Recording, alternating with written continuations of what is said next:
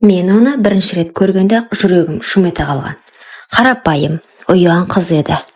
Көзіне қарасам біртүрлі тыныштық, бірақ ішінде от жатқандай. Мектептің дәлізінде кезігіп, қысқа ғана амандасып жүрдік.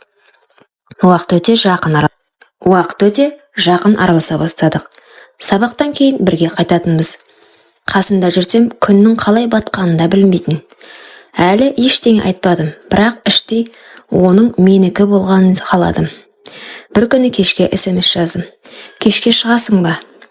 Ол біраз ойланып, бауырларым ұйықтасын, кейін шығам деді. Сол түні алғаш рет сарайда кездестік. Ешқандай артық қимыл жоқ, тек құшақтап отырдым. Шашының иісі, ақ мамықты екі алмасының денесінің жылуы, іштей осы сәтті ешқашан ұмытпаймын деп ойладым. Бірнеше апта бойы солай жалғасты. Кеш батқанда бәрі ұйықтағанда ғана кездесеміз. Құшақтасып ұзақ отырамыз. Кейде ерніміз түйіседі. Киімнің сыртынан ғана тигізіп жүретінмін. Соның өзі жүрегімді жарып жібере жаздайтынмын. Мен оны қатты қаладым, бірақ асықпадым. Өзімді тежедім. Себебі ол әлі қыз, ал мен оның сенімін жоғалтқым келмеді. Бірақ бір нәрсе анық еді.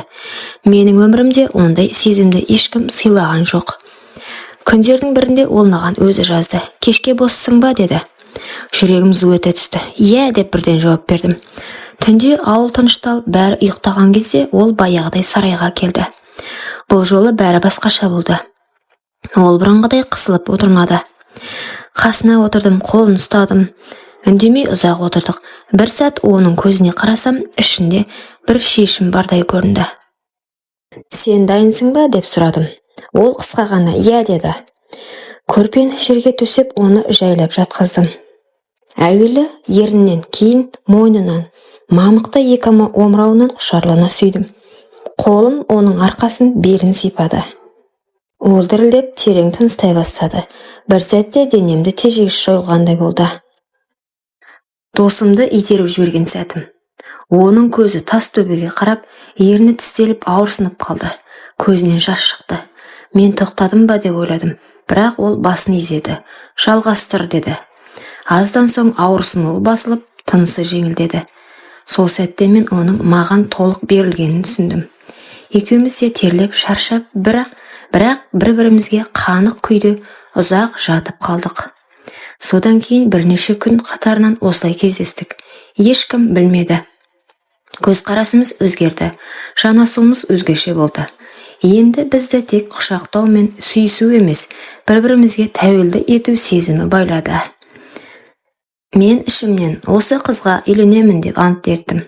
Бірақ өмірдің бізге қандай сынақ дайындап қойғанын әлі де білмеген екенмін.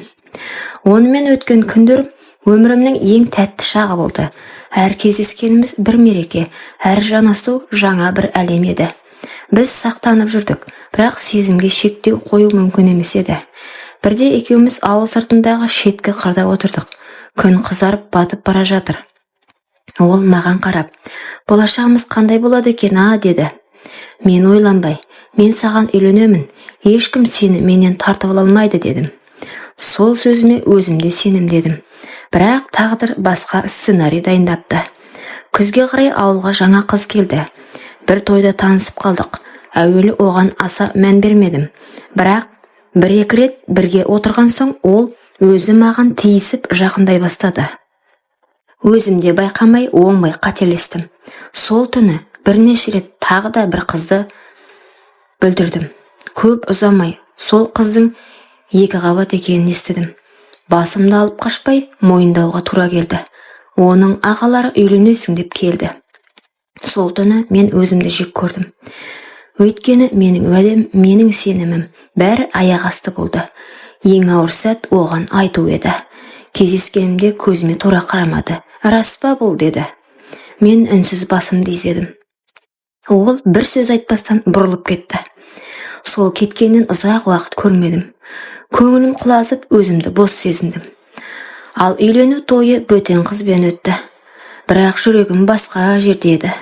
Үйленгеннен соң да түнде оның көз жасы, жанарындағы реніш мені ұйықтатпады. Мен түсіндім. Кей қателіктің жазасы өмір бойы ұмытылмайды. Менің үйленгеніме де жарты жыл болған. Бірақ ішкі түкпірінде бір бос орын тұрды. Көптеннің басы еді. Ауыл ортасындағы дүкенге кірсем, ол сол жерде тұр екен. Шашы бұрынғыдан да ұзын, бірақ біртүрлі көзі мұңлы, бірақ жылы. Мені көргенде аз ғана кідірді. Сәлем дедім. Сәлем деді ол, тағы да, бірақ даусы салқын. Біз ұзақ сөйлеспедік, бірақ оның жанарынан бәрін түсіндім. Ол мені кешірмеген, бірақ ұмытпаған да. Кешке дейін ойым бөлініп үйге келсем де, көз алдымнан оның бейнесі кетпеді. Жанымда заңды әйелім болса да, жүрегім әлдеқашан басқа біреуді таңдап қойған еді. Кейін білдім, ол колледжге түсіпті. Бір-екі рет ауылға келгенде жолымыз тыйылысты. Әр кездескен сайын арадағы үнсіздік бәрінен көп нәрсе айтатын. Бір күні ол маған өзі жазды.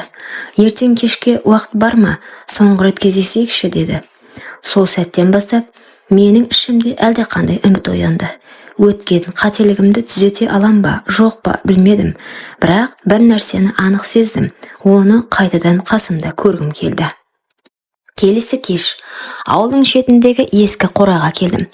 Ішінде ол тұр, қолында кішкентай шам, жүзі жарық, бірақ жанарында абай бар.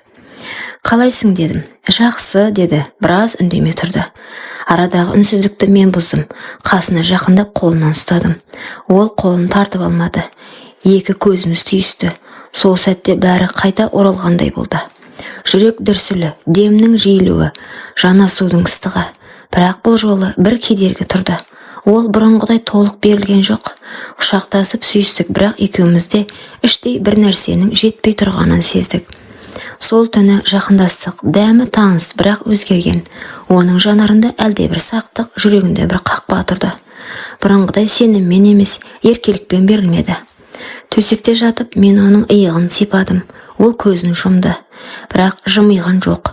Ішімнен түсіндім.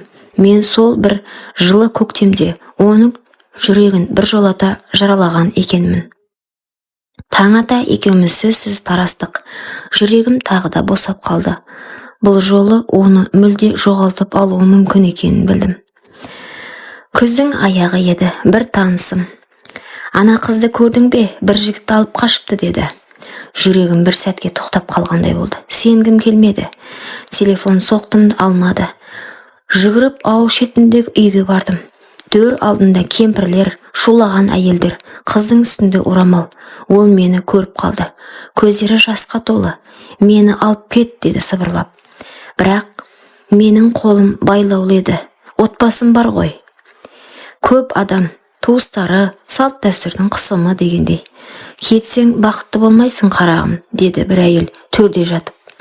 Мен ішімнен ол онсыз да бақытсыз деп ойладым. Бірақ ол орнынан тұрмады. Менің көзіме ұзақ қарады да басын төмен салды. Сол сәтте мен оның таңдау жасағанын түсіндім.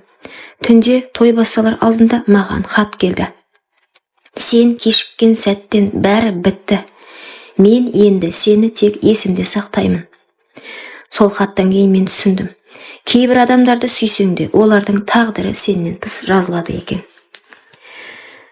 Неке түні, жаңа күйеуі қасында, үй іші тыныш, қонақтар тараған, қыздың жүрегі дүрсілдеп тұр. Мен саған бір нәрсе айтуым керек деді ол. Баяу жігіт таңдана қарады. Мен таза емеспін, деді, көз жасына ерік беріп. Бұрын біреуді сүйгенмін, барымды соған бергенмін. Бөлмеде үнсіздік орнады. Жігіт біраз ойланып отырды да. Сен менің әйелімсің, өткеніңе үкім шығармаймын, деді. Ол сөздер жылы естілгенімен қыз оның жанарынан бір нәрсе өзгергенін сезді.